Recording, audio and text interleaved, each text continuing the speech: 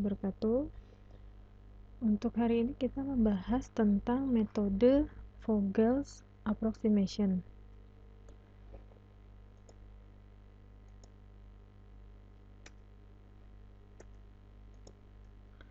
Metode Vogel approximation ini termasuk metode yang digunakan untuk menentukan biaya transportasi. Pertemuan sebelumnya kita sudah membahas tentang metode Northward Corner dan metode Least Cost, di mana mereka juga membahas mengenai biaya minimasi transportasi. Nah, di sini kita bahas tentang metode Vogel's approximation. Metode Vogel's approximation ini berdasarkan konsep biaya penalti.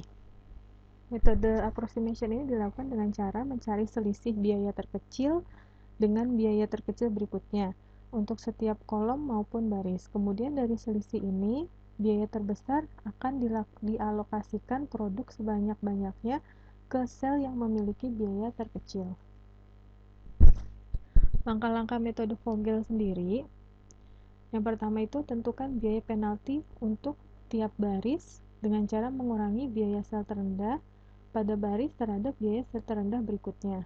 Kemudian langkah keduanya, tentukan biaya penalti untuk setiap kolom dengan cara mengurangi biaya sel terendah pada kolom dengan biaya sel terendah berikutnya.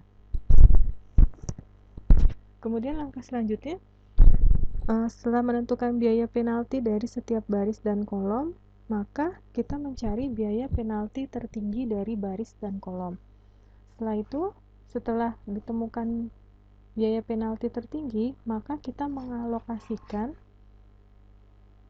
biaya transportasi, mengalokasikan sebanyak mungkin ke dalam sel dengan biaya transportasi terendah pada baris atau kolom dengan biaya penalti tertinggi. Jadi setelah ketemu nih biaya penalti tertinggi, kemudian kita alokasikan semua produk sebanyak-banyaknya ke dalam sel yang memiliki biaya transportasi terendah.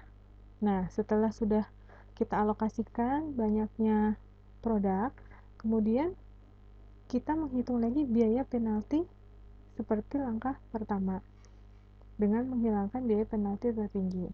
Kemudian kita lakukan terus dari langkah 1 sampai dengan 4 sampai semua kebutuhan itu terpenuhi. Baik, di sini ada contoh dari Vogel's approximation.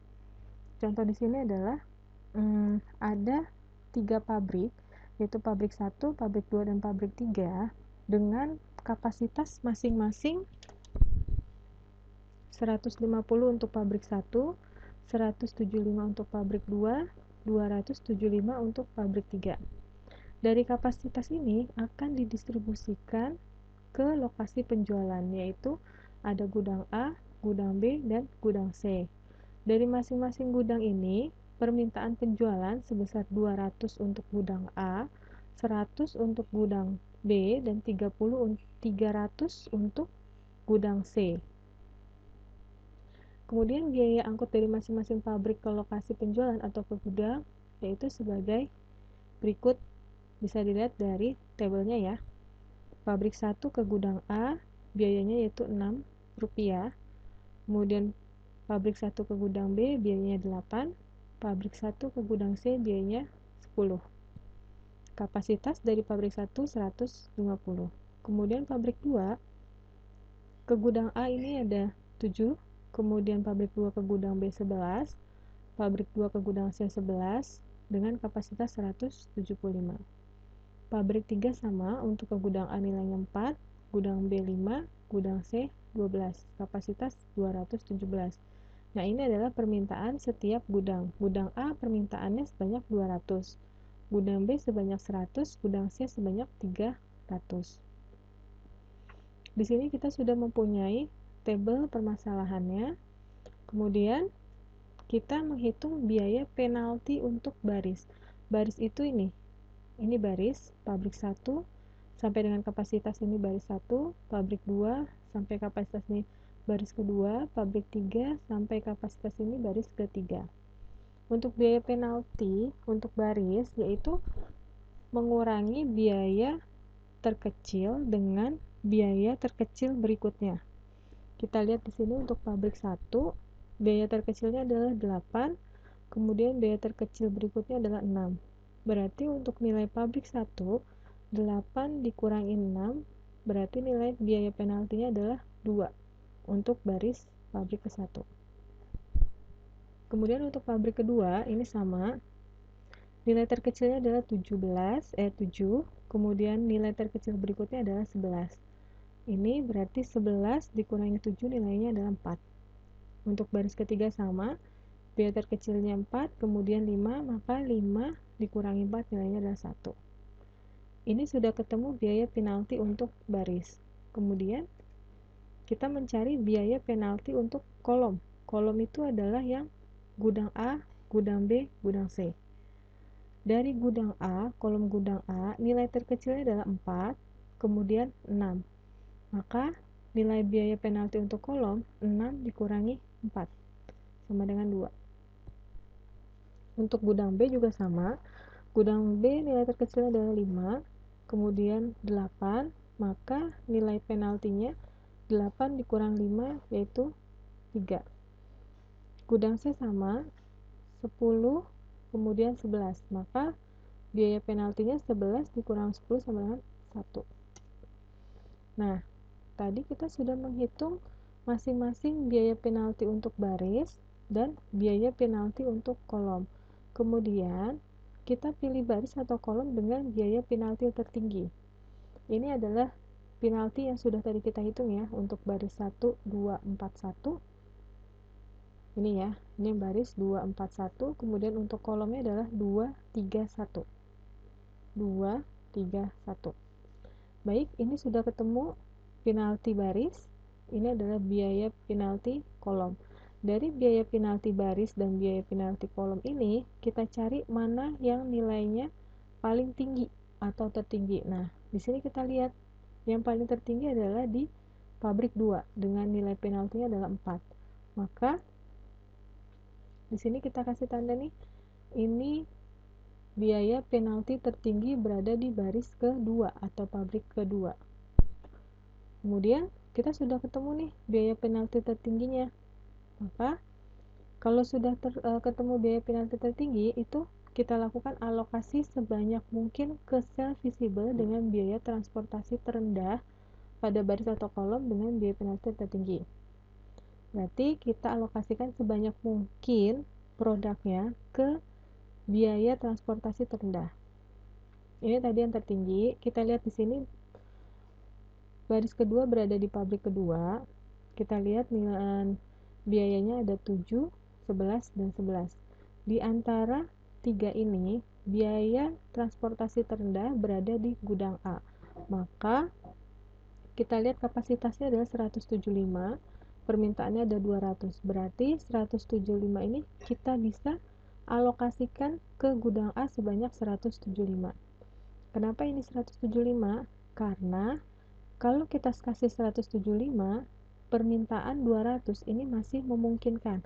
Bahkan untuk gudang A ini masih kurang sebanyak 25 produk ya. Maka di sini kapasitas dari pabrik 2 adalah 175. Ini bisa dialokasikan seluruhnya ke gudang A karena gudang A permintaannya adalah 200. Nah, di sini kenapa saya kasih strip untuk gudang B dan gudang C? Karena untuk pabrik 2 kapasitasnya 175 ini sudah diberikan ke gudang A. Otomatis gudang B dan gudang C ini tidak akan dialokasikan karena kapasitasnya sudah 0, sudah diberikan semuanya ke gudang A. Maka ini saya kasih tanda strip. Pabrik 2 tidak akan mengalokasikan produknya ke gudang B dan gudang C karena seluruhnya sudah ke gudang A. Kemudian langkah selanjutnya, semua biaya penalti harus dihitung kembali. Maka kita melakukan langkah pertama lagi, menghitung biaya penalti baris, kemudian menghitung biaya penalti kolom. Nah, ini kita hitung lagi. Untuk pabrik 1 atau baris 1, biaya terendahnya 6, kemudian 8. maka biaya penaltinya 8 dikurang 6 hasilnya adalah 2. Nah, untuk baris 2 ini sudah tidak dihitung lagi karena di sini kapasitasnya sudah kosong. Kemudian untuk pabrik 3 ini sama, biaya penalti terkecilnya 4, kemudian biayanya 5, maka di sini 5 dikurang 4 1. Nah, untuk biaya penalti kolom di sini 4 dikurangi 6, 6 dikurangi 4 hasilnya 2. Kemudian gudang B atau kolom kedua 8 dikurangi 5 3. Gudang C nya yang sebelumnya adalah 11 dikurang 10, karena 11 sudah selesai maka penaltinya adalah 12 dikurangi 10, maka nilainya 2. Nah, di sini kita bisa lihat untuk pabrik 1 biaya penaltinya 2, pabrik 3 biaya penaltinya 1, kemudian untuk kolom atau gudang A biaya penaltinya 2, untuk gudang B biaya penaltinya 3, untuk gudang C biaya penaltinya 2. Nah, di sini kita bisa lihat nilai tertinggi itu berada di gudang B, yaitu nilainya adalah 3. Nah, kita bisa lihat untuk nilainya tertinggi yaitu adanya di gudang B. Ini gudang B, nilainya tertinggi, kita kasih tanda. Biaya transportasi gudang B 8, 11, 5. 11 ini tadi sudah kita kasih tanda strip ya, karena sudah pabrik 2 sudah tidak bisa mengalokasikan barangnya ke gudang B. Nah, dari 8, 11, 5 ini atau 8, 5, karena ini sudah tidak dikirimkan lagi atau dialokasikan, kita lihat nilai terendah itu berada di 5. Maka dari kapasitas ini kita alokasikan ke biaya terendahnya, yaitu 5. Di sini kenapa dikasih nilai 100 sedangkan kapasitasnya 275? Karena untuk permintaan di gudang B hanya 100. Maka di sini kita kasih 100. Nah, pabrik 3 ke gudang B ini dikasih 100, maka otomatis untuk permintaan gudang B semua terpenuhi. Maka untuk biaya transportasi 8 ini dikasih strip karena semuanya untuk gudang B sudah terpenuhi.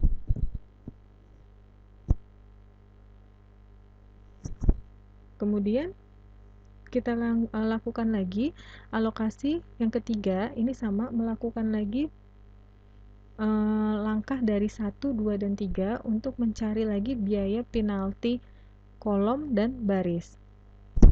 Nah, di sini untuk pabrik kedua di sini sudah tidak digunakan lagi karena kapasitasnya sudah habis. Kemudian untuk gudang B permintaannya juga sudah selesai karena permintaannya sudah terpenuhi semua dari dari pabrik 3. Kemudian di sini kita menghitung lagi biaya penalti. Biaya penalti kita lihat dari nilai terendah yaitu ada 6 dan 10. Kenapa 8 tidak dipakai? Karena ini sudah terpenuhi untuk gudang B-nya. Maka kita ambil 10 dikurangi 6, yaitu biaya penaltinya adalah 4. Kemudian ini sudah selesai.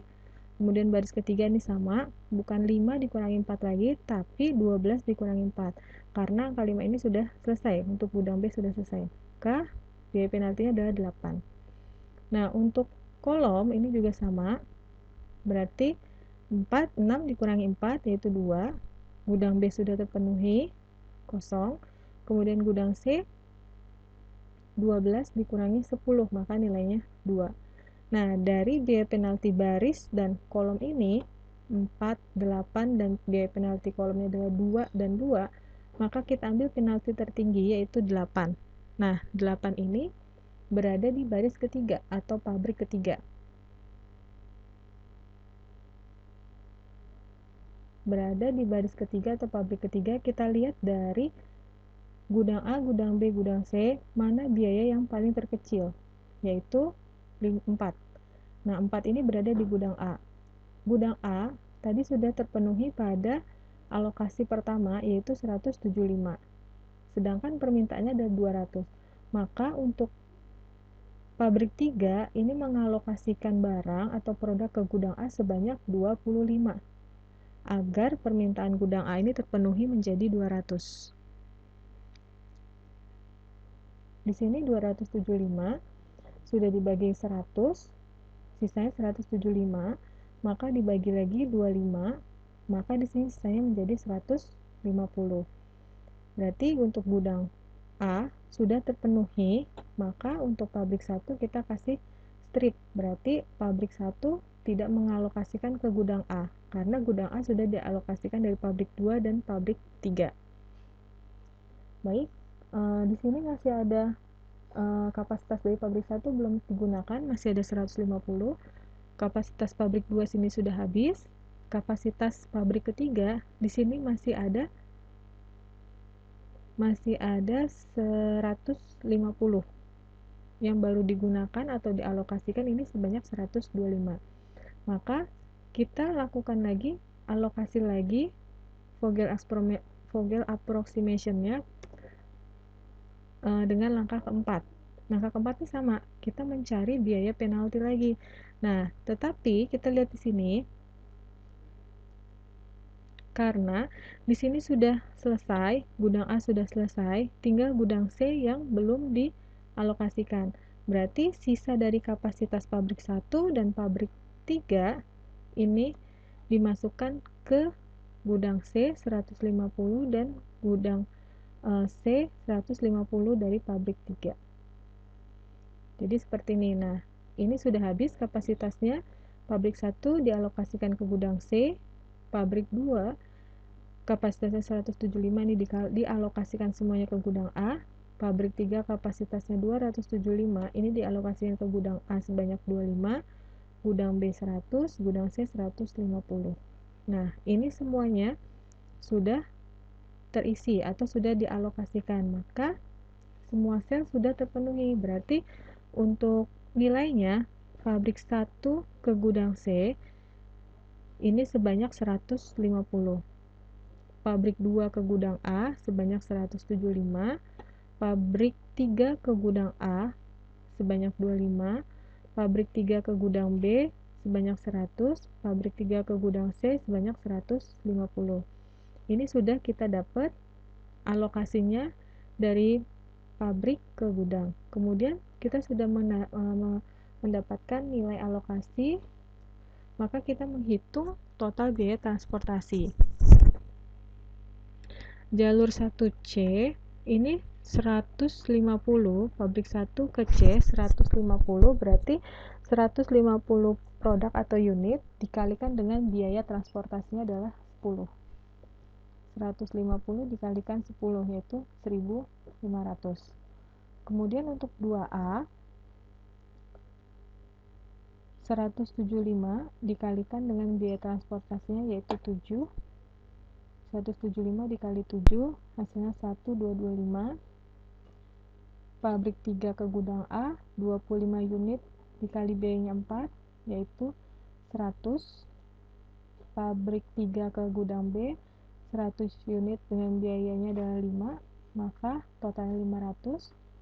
Pabrik 3 ke jalur C, pabrik 3 ke gudang C 150 unit barang, biayanya 12, total biaya 1.800. Nah, total biaya transportasinya ini dijumlahkan semuanya. Berarti dengan metode Vogel approximation ini total biaya transportasinya diperoleh yaitu 5.125. Nah, kurang lebih seperti ini untuk penjelasan Vogel approximation. Semoga penjelasan ini bermanfaat untuk kalian semua. Terima kasih. Assalamualaikum warahmatullahi wabarakatuh.